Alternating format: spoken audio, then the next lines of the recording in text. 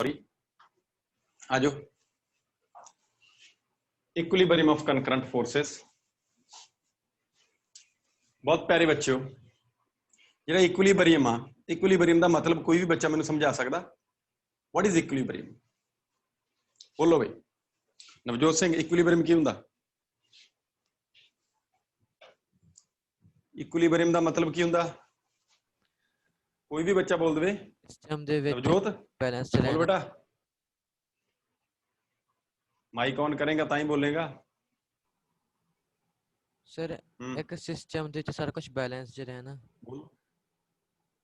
हाँ, इक्विलिब्रियम का मतलब बैलेंस। इक्विलिब्रियम का मतलब किसी जे फोर्स की गल करिए तो नैट फोर्स जीरो, जे ऊं करिए तो कोई सारा सिस्टम एक बैलेंस दे विच रहना, उन्होंने बोलते हैं इक्विलिब्रियम। नॉर्मली तुसीं रिएक्शनस जिहड़ियां कैमिस्ट्री दे विच उन्होंने इक्विलिब्रियम च करदे कि नहीं करदे? क्यों भाई? जिहड़ियां रिएक्शनस हुंदियां कैमिकल रिएक्शनस, उन्होंने दोनों पासे कार्बन के राइट साइड के कार्बन के 4 मॉलीक्यूल आ, लैफ्ट साइड भी 4 होने चाहिए जी। वाटर मॉलीक्यूल इन्ने हाइड्रोजन इन्नियां, उधर भी हाइड्रोजन इन्नियां होनी चाहिए, ऑक्सीजन इन्नियां, इधर भी ऑक्सीजन इन्नियां होनी चाहिए। आपां कैमिकल जिहड़ी ऑर्गेनिक कैमिस्ट्री है उहदे विच इह काम करदे कि नहीं करदे? मैनूं दस्सिओ। इनऑर्गेनिक भी किते आ जांदा, फिजिकल कैमिस्ट्री भी आ जांदा। ओके, कहण दा मीनिंग मेरा बड़ा सिंपल आ कि ਜਦੋਂ फोर्सिस की गल करिए तो इक्विलिब्रियम की होगा? एक बॉडी ते लगन वाला जो नैट फोर्स जीरो हो जाए, एक बॉडी ते मान लो 10 फोर्स लगे हुए हैं पर 10 का रिजल्टेंट जीरो हो जाए, 10 का रिजल्टेंट की हो जाए जीरो, तो मैं की बोलूंगा? मैं बोलूंगा कि सिस्टम इक्विलिब्रियम च। ठीक है, जेडे फोर्सेस एक पॉइंट ते लगे होंगे किसी बॉडी के एक पॉइंट ते, उन्होंने बोलते कनकरंट फोर्सेस। किहड़े फोर्सेस बोलते हैं? Concurrent forces. ठीक है, कनकरंट फोर्सेस वो फोर्सेस होंगे जिहड़े एक बॉडी ते ही एक्ट करते, एक ही पॉइंट ते एक्ट करते, किसी बॉडी के एक सिंगल पॉइंट ते एक्ट करी जाते हैं, या एक बॉडी ते एक्ट करी जाते हैं कह लो। उन्होंने सारिਆਂ ਨੂੰ ਅਸੀਂ कनकरंट, क्योंकि बॉडी ते एक्ट किए पॉइंट ते एक्ट किए मन्ने जाते हैं। ओके, तो सारे के सारे फोर्सेस जिहड़े आ उन्होंने ਅਸੀਂ इक्विलिब्रियम च कंसीडर करना हो तो उन्होंने बॉडी ते लगन वाला नैट फोर्स ਅਸੀਂ जीरो कर देंगे। ओके कि नहीं? ओके, लिखो ये गल, लिखो द फोर्सेस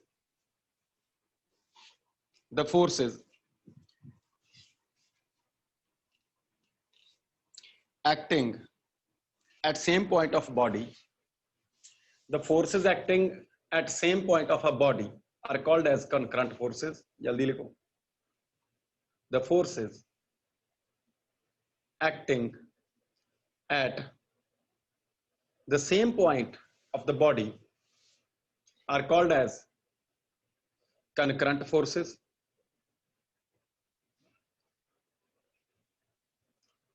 समझ आ रही गल? कनकरंट फोर्सेस की डेफिनेशन आ गई।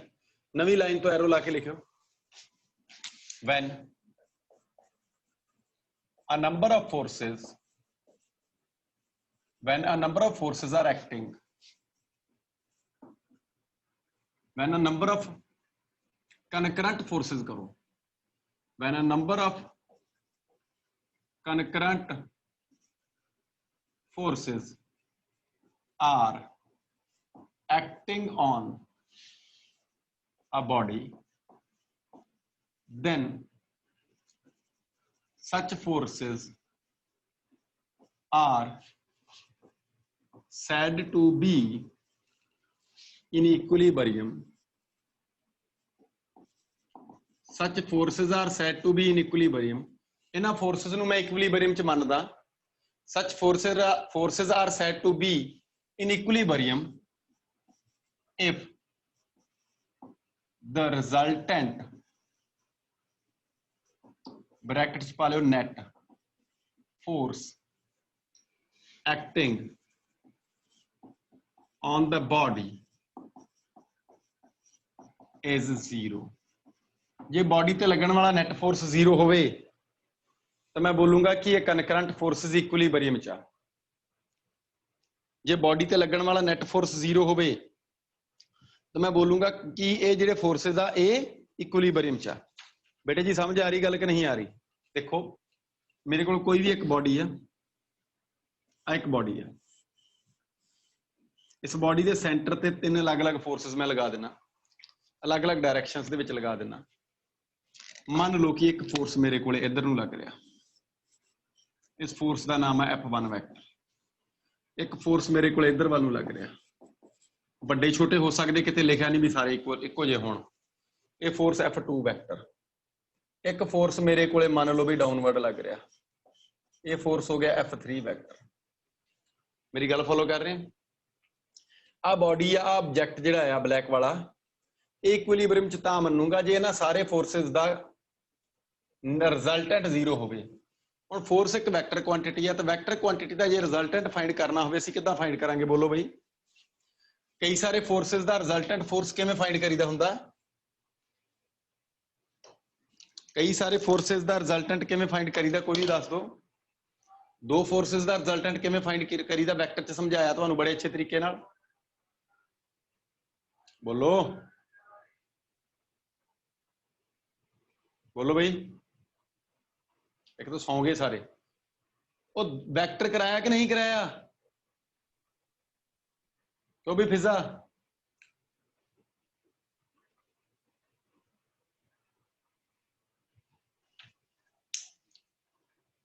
ਹਾਂਜੀ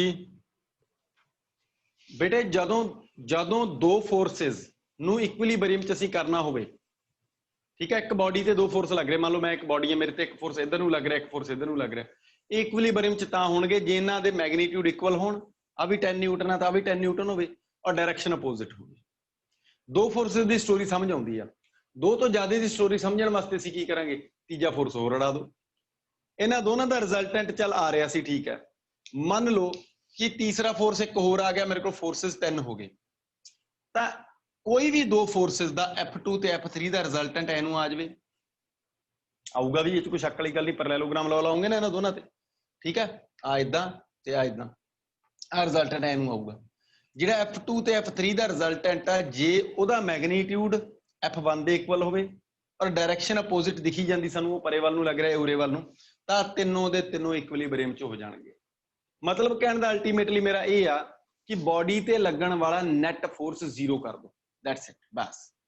ਬਾਡੀ ਤੇ ਲੱਗਣ ਵਾਲਾ ਨੈਟ ਫੋਰਸ ਜਿੱਦਣ 0 ਹੋ ਗਿਆ, ਰਿਜ਼ਲਟੈਂਟ ਫੋਰਸ 0 ਹੋ ਗਿਆ, ਤਾਂ ਉਹ ਬਾਡੀ ਇਕੁਇਲਿਬ੍ਰੀਅਮ ਚ ਆ ਜਾਂਦੀ, ਉਹਦੇ ਤੇ ਲੱਗਣ ਵਾਲੇ ਸਾਰੇ ਫੋਰਸਸ ਇਕੁਇਲਿਬ੍ਰੀਅਮ ਚ ਆ ਜਾਂਦੇ ਆ।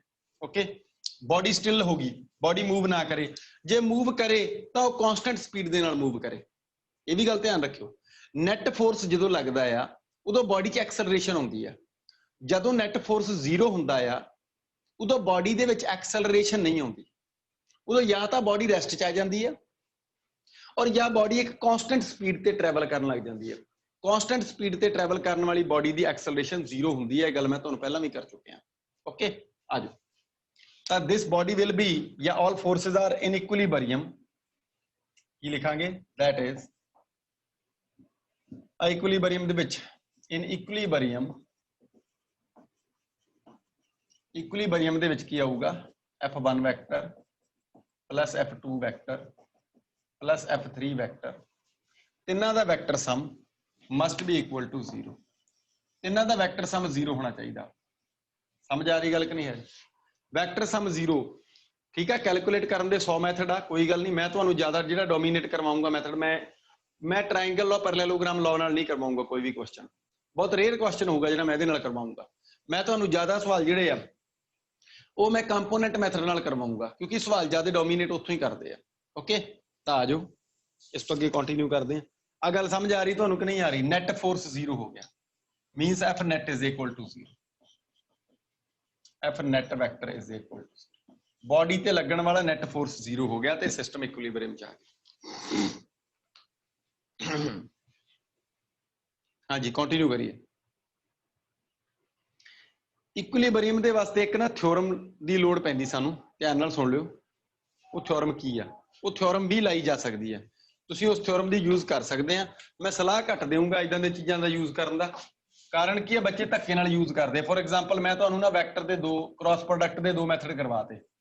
ਜਦੋਂ ਮੈਂ 2 ਮੈਥਡ ਕਰਵਾਤੇ ਨਾ, ਤਾਂ ਬੱਚਿਆਂ ਨੇ ਕੀ ਕੀਤਾ? ਬੱਚਿਆਂ ਨੇ ਜਿਹੜਾ ਮੈਂ ਆਖਿਆ ਸੀ ਡਿਟਰਮੀਨੈਂਟ ਮੈਥਡ ਯੂਜ਼ ਕਰਨ ਨੂੰ ਦੇ ਵਿੱਚ, ਟੈਸਟ ਦੇ ਵਿੱਚ, ਔਰ ਬੱਚੇ ਡਿਟਰਮੀਨੈਂਟ ਦੀ ਬਜਾਏ, ਠੀਕ ਹੈ, ਦੂਸਰੇ ਵਾਲਾ ਮੈਥਡ ਜਿਹੜਾ ਹੈਗਾ ਉਹ ਯੂਜ਼ ਕਰਨ ਲੱਗੇ। ਮੈਂ ਤੁਹਾਨੂੰ ਪਹਿਲਾਂ ਹੀ ਬੋਲਿਆ ਸੀ ਡਿਟਰਮੀਨੈਂਟ 'ਚ ਗਲਤੀ ਨਹੀਂ ਹੁੰਦੀ, ਪਰ ਉਸ ਮੈਥਡ 'ਚ ਗਲਤੀ ਹੋਊਗੀ।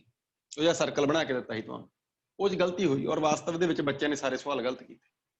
ਠੀਕ ਹੈ, ਮੇਰੀ ਗੱਲ ਸਮਝ ਲਿਆ ਕਰੋ। मैं इन्नी क गल कहना भी मैथड जे तुहानूं आख्या ना, मैं किसी गल तो ही आख्या भी ये गलत आ, ये मैथड ना अडोप्ट करो तुसीं। उसी तरीके नाल लामी थ्योरम मैं दस देना तुहानूं भी की हुंदी आ, पर लामीज थ्योरम जिहड़ी आ इहनूं जिथे लाउणा थोड़े ध्यान नाल लाइओ, ठीक है। जे तां तुहानूं एंगल कन्फर्म आ सारे फिर तां ला दिओ, नहीं तो नहीं लाउणा। ओके, लिखो लामीज थ्योरम। मुश्किल नहीं गी, बड़ी आसान आ, ठीक है। एवें ना समझो भी सर ने आखता ये मुश्किल आ, लामीज थ्योरम बहुत आसान आ, ठीक है। लिखो लामीज थ्योरम। पहली गल तो भी लामीज थ्योरम जिहड़ी आ, लामीज थ्योरम तुहानूं जे तुसीं ग्रैजुएशन करो तो मैथमैटिक्स दे विच स्टैटिक्स दा सबजैक्ट आउंदा एक स्टैटिक्स, ਉਹਦੇ ਵਿੱਚ ਤੁਹਾਨੂੰ ਲਾਮੀਜ਼ ਥਿਓਰਮ ਮਿਲੂਗੀ, ਠੀਕ ਹੈ। ਸਪੈਸ਼ਲ ਇੱਕ ਚੈਪਟਰ ਆਉਂਦਾ ਉੱਥੇ ਲਾਮੀਜ਼ ਥਿਓਰਮ ਮੈਥਮੈਟਿਕਸ 'ਚ, ਫਿਜ਼ਿਕਸ 'ਚ ਕਿਤੇ ਨਹੀਂ ਮਿਲਣਾ ਹੋਰ। ਲਾਮੀਜ਼ ਥਿਓਰਮ ਹਾਂ ਸਾਡੇ ਤਾਂ ਐਪਲੀਕੇਸ਼ਨ ਆ, ਯੂਜ਼ ਕਰ ਲਓ ਜਿੱਥੇ ਮਰਜ਼ੀ ਯੂਜ਼ ਕਰ ਲਓ, ਉੱਥੇ ਸਪੈਸ਼ਲ ਚੈਪਟਰ ਆਉਣਾ। ਆ ਜਾਓ, ਲਾਮੀਜ਼ ਥਿਓਰਮ ਕੀ ਕਹਿੰਦੀ ਆ? ਇਹ ਕਹਿੰਦੀ ਵੀ ਜਦੋਂ ਇਕੁਇਲੀਬਰੀਅਮ ਹੋਵੇ, ਪਹਿਲੀ ਗੱਲ ਤਾਂ ਇਹ ਵੀ ਲਾਮੀਜ਼ ਥਿਓਰਮ ਸਿਰਫ ਤੇ ਸਿਰਫ ਇਕੁਇਲੀਬਰੀਅਮ ਚ ਲਾਉਣੀ ਆ, ਉਦਾਂ ਨਹੀਂ ਲਾਉਣੀ, ਠੀਕ ਆ। ਇਨ ਦ equilibrium of the concurrent forces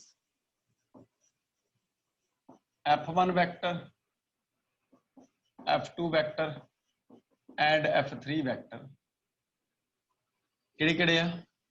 कोई भी फोर्सेस लगाते, मैं आ देखो मैं इदा लगाते, जरूरी नहीं इदा ही लाने, इदा ला,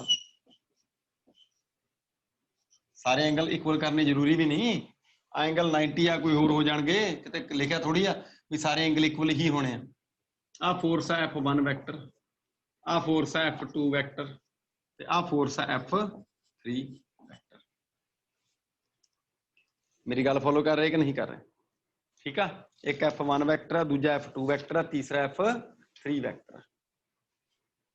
ओके, F1 दे अपोजिट साइड यानी कि आ सेंटर पॉइंट है जिथे इक्विलिब्रियम हैगा, ਇਹਦੇ इधर वाले पासे आ F1 दे दूजे पासे ये एंगल है अल्फा, F2 दे इधर वाले पासे वैसे 90 डिग्री है, मैं इहनूं बीटा लिखिया, एंगल कितना है? बीटा। ते एक आ तीसरा एंगल होर आ, ये एंगल है गामा। गामा नूं तुसीं इदां भी बना सकते हैं, ठीक है, मर्जी है तुहाडी। अल्फा बीटा ते गामा तीनों एंगल देते, तो लामीज थ्योरम की कहती है? लामीज थ्योरम बोलती है, कहती F1 यानी कि इस फोर्स का magnitude divide by sine alpha, ठीक है। ये प्रूफ भी होंगे इन्हां दे, जो आपां तो करन दी लोड़ है नहीं। Okay, F1 upon sine alpha is equal to F2 upon sine beta. देखो F2 के दूजे पासे एंगल है बीटा, F3 के दूजे पासे एंगल है गामा, जो जो एंगल दिते उन्होंने वैल्यू इत्थे पुट करी जाए, is equal to F3 upon sine gamma. बेटा ए वाले इदां दे इक्वेशनस आ जिन्हां दे नाल असीं न्यूमेरिकल बड़ी आसानी नाल कर सकते, जिहड़ियां तुहानूं असाइनमेंट्स दित्तियां उन्हां असाइनमेंट्स नूं तुसीं बड़ी ईजीली सॉल्व कर सकते हैं इहदी हेल्प नाल, ठीक है। कुछ क्वेश्चन मिल जाएंगे, तुसीं ये इक्वेशन ला सकते, मैं नहीं कहता नहीं ला सकते, बट जिहड़ा मैथड मैं दसूंगा तुसीं वो भी अडॉप्ट करना 100%, ठीक है। दोनों मैथड्स दे नाल अपनी सोल्यूशन कर लिओ, दोनों ही अप्लाई कर लिओ। लो भी आ जाओ, इस तो बाद आप क्वेश्चन करांगे, इस तो बाद आप क्वेश्चन ही करने बेटा, ठीक है, और कुछ नहीं करना, क्योंकि मेरा ये चैप्टर जिहड़ा ऑलमोस्ट डन आ, असाइनमेंट तुहानूं भेजियां होईयां सारियां, ठीक है। इस तो बाद मैं फ्रिक्शन कराउणा, तो फ्रिक्शन तो पहले असीं न्यूमेरिकल प्रॉब्लम इस चैप्टर दी डिस्कस कर लीए, तुहाडी असाइनमेंट करन च हैल्प करनी है, ठीक है। एक दो क्वेश्चन करते ना जी मैं, तुहाडी असाइनमेंट बड़ी आसानी नाल हो जाएगी। तो इक्वेशन तुहाडी याद होगी लामीज थ्योरम दी, क्यों बई? लामीज थ्योरम याद हो गया? हाँ जी सर। आ जाओ क्वेश्चन करते हैं। क्वेश्चन अपनी मर्जी के भी हो सकते, बुक के भी हो सकते हैं। पहला सवाल, क्वेश्चन नंबर 1। क्वेश्चन नंबर 1 की कहता, ध्यान नाल सुन लियो गल नूं। ऑलमोस्ट इदां दे क्वेश्चन तुहानूं डायग्राम जिहड़ा हैगा वो बनिया बनाया मिल जाता, ठीक है। तो मैं क्वेश्चन लिखदा, इहदा डायग्राम इत्थे बनिया होया, इहदा डायग्राम इत्थे बनिया होया। आ बेटा एक दीवार आ छत आ ते आ दीवार आ, ऐ कह लो, ठीक है, ध्यान नाल बनाओ डायग्राम, सौखा मुश्किल नहीं। ये दीवार आ, ओके, आ कॉर्नर आ। की करिया असी, इत्थों एक रस्सी टंगी हुई है, उन्होंने इत्थे बन्निया होया,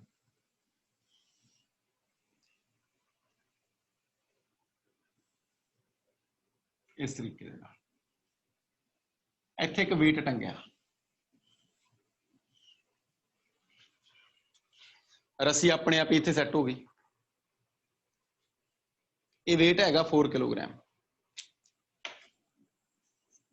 मास हैगा 4 किलोग्राम, वेट हो गया 4 kg वेट, 4 kgf लिखा हो सकता, ठीक है।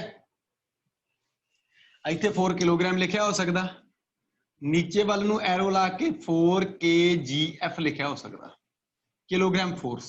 मैं तुहानूं पहला भी समझाया, मैं दोबारा समझा देना, किलोग्राम फोर्स जिहड़ी आ, जो kgf लिखा होवे इहदा मतलब है मास दिता, ते असीं इहदे न्यूटन बनाउणे आ, किदां 9.8 नाल मल्टीप्लाई करके।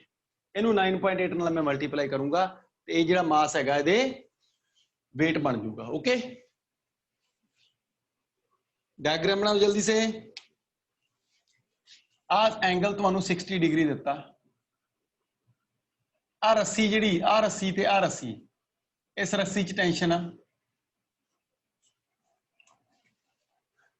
पहला ही रस्सी सिंगल हुंदी सी, अजकल रस्सी दिख तां सिंगल रही तुहानूं, पर सिंगल रही नहीं, क्योंकि इत्थे किहड़ा पुली आ, इत्थे पॉइंट ते आ मास बनता, इट मीनस इहने रस्सी दे दो हिस्से करते, इधर नूं टेंशन आ T1 ते इधर वाल नूं टेंशन आ T, रस्सी च टेंशन देती बंदे ने।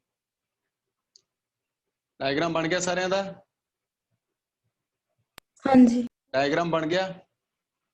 सवाल करता बंदा, कहता दोनों टेंशन पता करो, calculate T1 and T2, calculate tensions T1 and T2, this is the question. Question बड़ा सौखा। देखो पहली गल तो भी जे तुसी डायग्राम बना लिया, सॉल्व एग्जाम्पल आए बेटा 33, पेज नंबर जे बुक का देखोगे 5.29, सॉल्व एग्जाम्पल 33, पेज नंबर 5.29, जिन्होंने को बुक हैगी आ अपना पेज ओपन कर सकते हैं डायग्राम देखने वास्ते, सिर्फ सोल्यूशन वास्ते नहीं, सिर्फ डायग्राम देखना। ये डायग्राम क्वेश्चन डायग्राम आ, मैं इहनूं छेड़दा नहीं। ओके, तुसी नवां डायग्राम बनाओगे, वैसे इहदे च सैटिंग की जा सकती सी, ठीक है, तुसी इह च सैटिंग कर सकते हैं, मैं कर सकदा, तुसी नहीं कर सकते, ठीक है। तुसी नवां डायग्राम बनाओगे क्योंकि तुहाडे पल्ले कोई नहीं पैनी गल, तुसी कहोगे फिर दिता सारा कुछ ही होया, हुण जिहड़ा काम करूंगा आ क्वेश्चन च दिता होया, हुण जिहड़ा काम करूंगा वो असीं आपदी अकल नाल करना। देखो इक्विलिब्रियम आ, calculate T and T2, system equilibrium च आ, इमोशन नहीं हो रही किसी पासे, आ पार्टिकल आ बॉडी जिहड़ी है इहने बॉडी इहनूं थल्ले वाल नूं खिच के रखिया होया, आ T2 आ T1 रस्सी दी टेंशन आ, ठीक है, तीनों इक्विलिब्रियम च। किन्ने फोर्सेस हो गए? 3, एक T1, दूजा T2 ते तीजा 4 kgf। 4 kgf ਦੇ न्यूटन बनाए 4 गुणा 9.8 ਤਾਂ ਇਹ न्यूटन बन गए, 4 into 9.8 न्यूटन बन गए। जी ਦੀ वैल्यू ਜੇ 10 यूज कर लोगे सवाल सौखा हो जाऊगा। 10 यूज करदा कि ना करा? बोलो भाई, जे जी ਦੀ वैल्यू मैं इत्थे 10 यूज कर लूंगा क्वेश्चन सौखा हो जाऊगा ਤੁਹਾਡਾ ਆ ਵਾਲਾ, ठीक है। 4 into 9.8 न्यूटन, ठीक है। बोलो 10 करा कि 9 करा? 9.8 ਇੱਥੇ एक्यूरेट वैल्यू होगी, ठीक है। 10 दिन, हाँ, मतलब मैथड ਤੁਹਾਨੂੰ समझा देना, पर ਇਹਨੂੰ यूज नहीं करना हमेशा, हमेशा नहीं 9.8 ਨੂੰ 10 लिखना, जिथे बोलिया होवे उत्थे लिखना। कई ਥਾਵਾਂ ਤੇ स्पैसीफिकली सवाल च कह दिंदा भी जी ਨੂੰ 9.8 यूज करो, कई सवालों च ਤੁਹਾਡੇ ਤੋਂ 8 यूज करा लूगा भी जी इज इक्वल टू 8, वो डिपेंड करता क्वेश्चन ते, क्वेश्चन वाला बोलदा तां करना। ओके, आ जाओ। तो मैं की कीता, सवाल बड़ा सौखा, मैं इथों डॉटेड लाइन ड्रॉ की, एक डॉटेड लाइन इथों ड्रॉ की।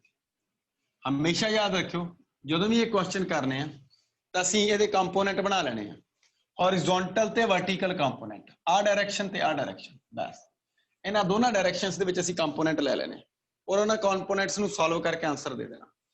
देखो आ एंगल 60 डिग्री है, मैनूं दिखाई दे रहा, मैनूं दसो आ एंगल कितना होगा? डायग्राम दोबारा बनाओ तुसीं, ਇਹ ਐਂਗਲ ਕਿੰਨਾ ਹੋਊਗਾ ਬੋਲੋ ਕੋਈ ਵੀ। ਗੁਰਲੀਨ ਕੌਰ ਐਂਗਲ ਕਿੰਨਾ ਹੋਊਗਾ ਇਹ?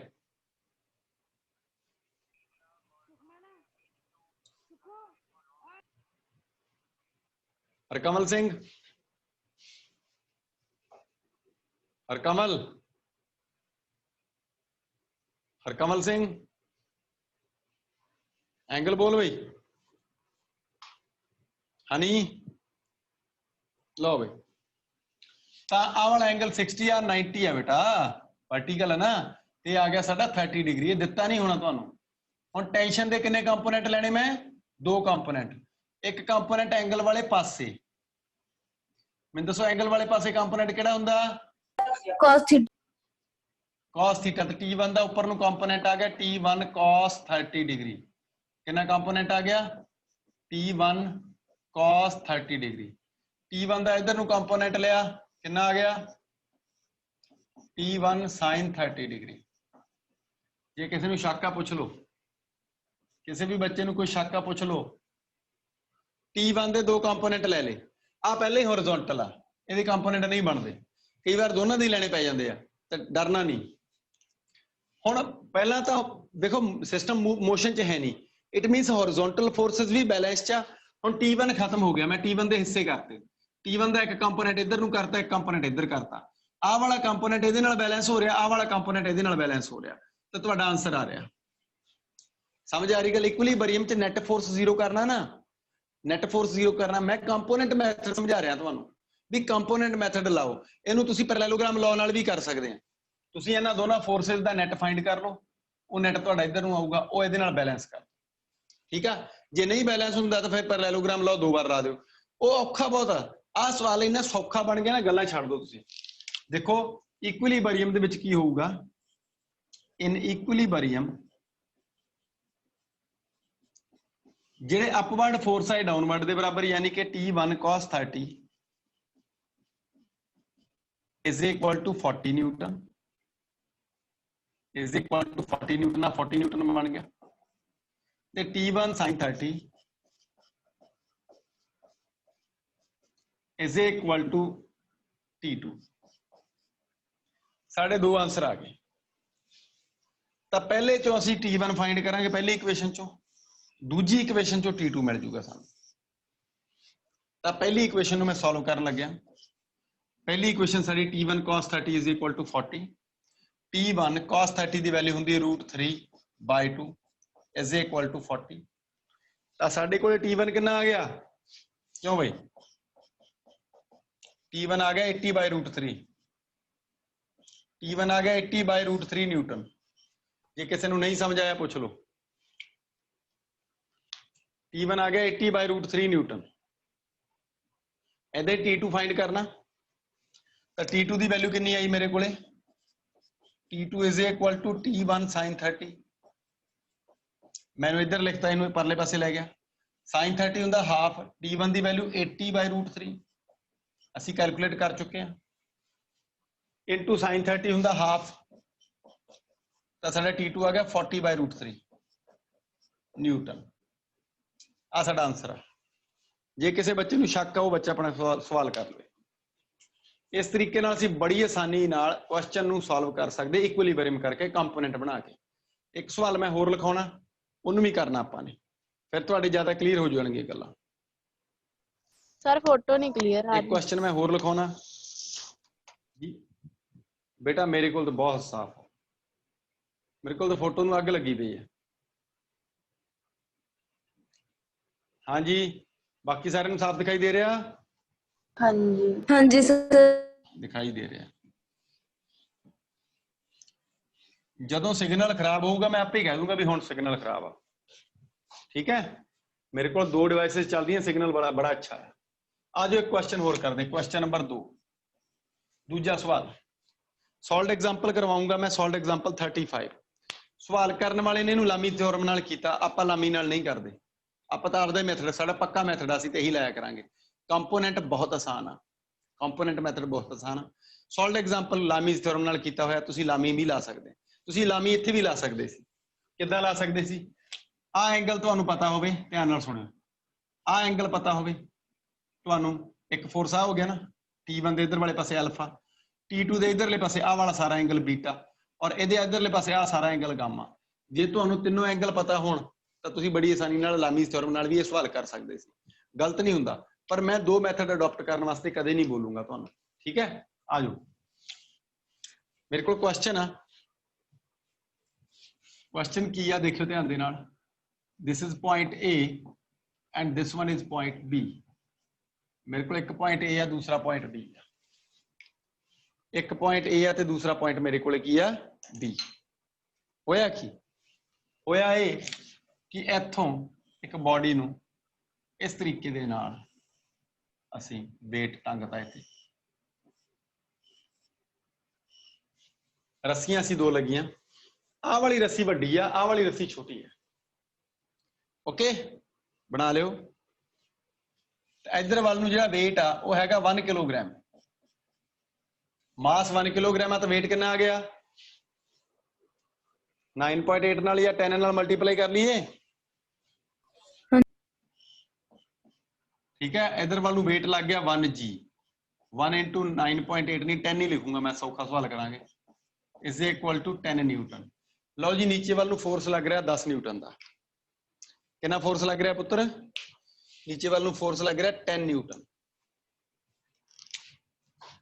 ਆਹ ਵਾਲਾ ਐਂਗਲ ਤੁਹਾਨੂੰ 60 ਡਿਗਰੀ ਗਿਵਨ ਆ ਸਵਾਲ 'ਚ, ਆਹ ਵਾਲਾ ਐਂਗਲ ਤੁਹਾਨੂੰ 30 ਡਿਗਰੀ ਗਿਵਨ ਆ। This is the question.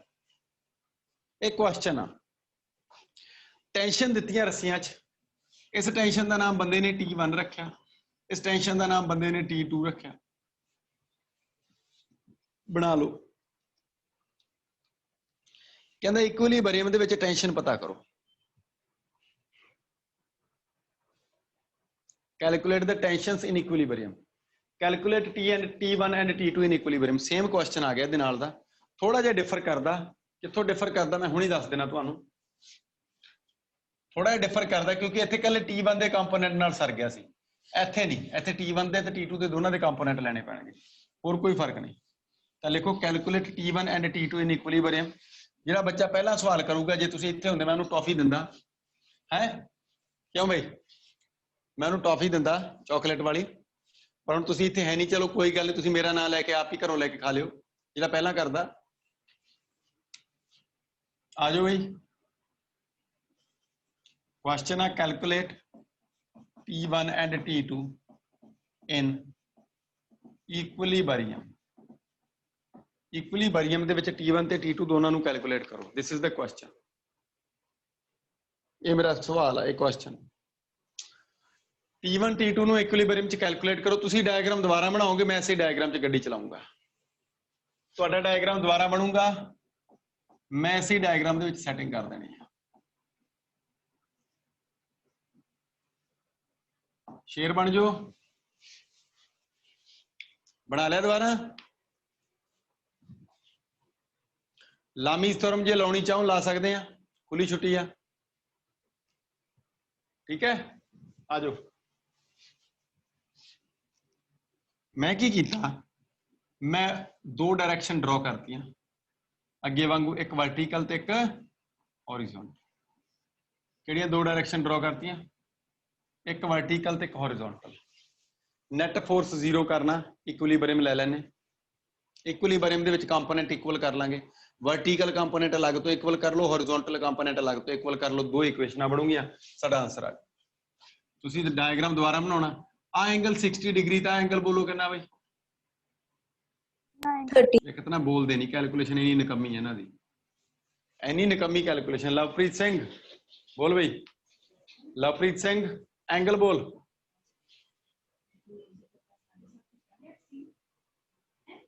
ਜਲਦੀ ਕਰੋ। 30 ਡਿਗਰੀ। 30 ਡਿਗਰੀ। ਇਹ ਐਂਗਲ ਬਣਿਆ 60, ਆ 90 ਤੇ ਆ ਬਚ ਗਿਆ 30 ਡਿਗਰੀ। ਆ 30, ਆ 90 ਤੇ ਆ ਬਚ ਗਿਆ 60 ਡਿਗਰੀ। ਲਾਮੀਜ਼ ਥਿਓਰਮ ਬੜੀ ਆਸਾਨੀ ਨਾਲ ਲਾਈ ਜਾ ਸਕਦੀ, ਪਰ ਮੈਂ ਲਾਉਂਦਾ ਨਹੀਂ, ਠੀਕ ਹੈ। ਲਓ ਜੀ, ਇਹ ਮੇਰੇ ਕੋਲੇ 30 ਆ ਗਿਆ। ਤੁਸੀਂ ਇਹ ਵੀ ਚਾਹੋ ਆ 60 ਤੇ ਇਧਰਲਾ 60 ਲਿਖ ਲਓ, ਸਵਾਲ ਤੁਹਾਡਾ ਫਿਰ ਵੀ ਗਲਤ ਨਹੀਂ ਹੁੰਦਾ, ਫਿਰ ਵੀ ਸਹੀ ਹੋਊਗਾ। ਉਹਦੇ ਨਾਲ ਕੋਈ ਫਰਕ ਨਹੀਂ ਪੈਂਦਾ ਕੁਐਸਚਨ ਨੂੰ, ਠੀਕ ਹੈ। ਆ ਜਾਓ।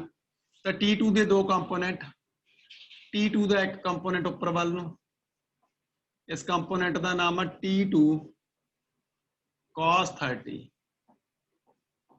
इसका उपर नूं कंपोनेंट T2 cos 30 और इधर वाल नूं कंपोनेंट T2 sin 30 बनाते दो कंपोनेंट T2 दे। हुण T1 दे भी दो कंपोनेंट बना दिए। T1 का उपर वाल नूं कंपोनेंट T1 इत्थे एक एरो ला देना मैं, उपर थले लग जाए कोई दिक्कत वाली गल नहीं। T1 cos 60 T1 cos 60 degree, उपर वाले नूं T1 cos 60 डिग्री ते लैफ्ट वाल नूं इधर वाल नूं कंपोनेंट बनया जिहड़ा ये कंपोनेंट बनया T1 sin 60 डिग्री। लो जी कंपोनेंट जो बन गए, वर्टिकल कंपोनेंट इक्वल कर दो, हॉरिजॉन्टल कंपोनेंट इक्वल कर दो, तुहाडा आंसर आ गया। दसो कितना औखा सवाल आ? औखा कोई? आजो इक्विलिब्रियम च की होऊगा, उपर वाल नूं हुण एक कंपोनेंट नहीं दो कंपोनेंट है, जोड़ कर दो, दोनों दा सम कर दो। उपर वाल नूं मेरे कोल आ गया T1 cos 60 plus in vertical direction, ये वर्टिकल डायरेक्शन की गल चल रही, T1 cos 60 plus T2 cos 30 is equal to 10। Upward ते डाउनवर्ड फोर्सेस बराबर, नैट फोर्स 0 है ना, इक्विलिब्रियम च नैट फोर्स 0 हुंदा तां फोर्स साडा नहीं लग रहा, नैट फोर्स साडा 0 आ। ओके कि नहीं ओके? नैट फोर्स कितना साडे कोले 0। तां बेटा T1 cos 60 हुंदा हाफ, T2 cos 30 हुंदा √3/2 इज इक्वल टू 10। तो मेरे को एक इक्वेशन आ गई, वो आ गई T1/2, ऐ करो 2 नूं उधर मल्टीप्लाई कर दो, T1 plus √3T2 is equal to 20। ये मेरे को एक इक्वेशन आ गई, मैं इनू सॉल्व कर सकदा, इक्वेशन नंबर 1। दूसरी इक्वेशन मैं जी लिखनी है हॉरिजॉन्टल है, ये तो पंगा पड़ गया भैया। अब क्या करूं, बड़ी दिक्कत आ गई, ध्यान नाल सुन लो गल।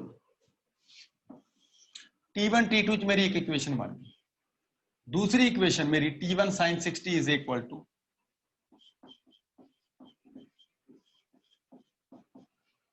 T2 sin 30। तो T1 sin 60 की वैल्यू √3/2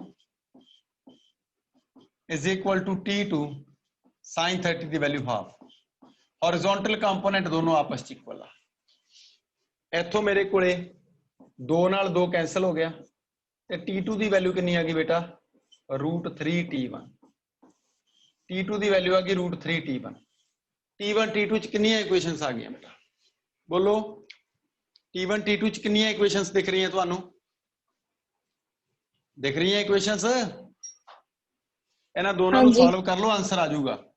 इन्हां दोनों नूं सॉल्व कर लो, तुहाडा आंसर आ जाऊगा। इसे क्वेश्चन नूं बुक दे विच लामीज थ्योरम नाल कीता होया, तुसीं कर सकदे, खुली छुट्टी आ, उथों देख के कर लिओ, पर मैं नहीं ज्यादा मैथड अडॉप्ट करन दिंदा। मैनूं ते इह आ भी सवाल एक तरीके नाल समझ आ जावे, इन्ना ही वाधू आ। ओके, इन्हां नूं सॉल्व कर लो। T2 की वैल्यू इत्थों इत्थे पुट कर दो, तां फ्रॉम 1 एक नंबर इक्वेशन तो T1 प्लस √3 T2 की value √3T1 is equal to 20। √3 into √3 3 हो गया, ये हो गया 4T1 इज इक्वल टू 20। तो T1 कितने न्यूटन आ गया? T1 आ गया 5 न्यूटन। एक आंसर आ गया तुहाडा। √3 इंटू √3 बेटा 3 हो गया, 3 + 1 4 हो गया, 4T1 इज इक्वल टू 20। तो T1 आ गया 5 न्यूटन। T1 की वैल्यू इत्थे पुट करो फ्रॉम 2, भावें फ्रॉम 2 कर लो तो भावें फ्रॉम 1 कर लो, एको गल ही है। तो मैं इत्थों फाइंड करया, तो T2 आ गया √3 इंटू T1 की वैल्यू 5, तो T2 आ गया साडे कोले 5 √3 न्यूटन। आ तुहाडा आंसर है।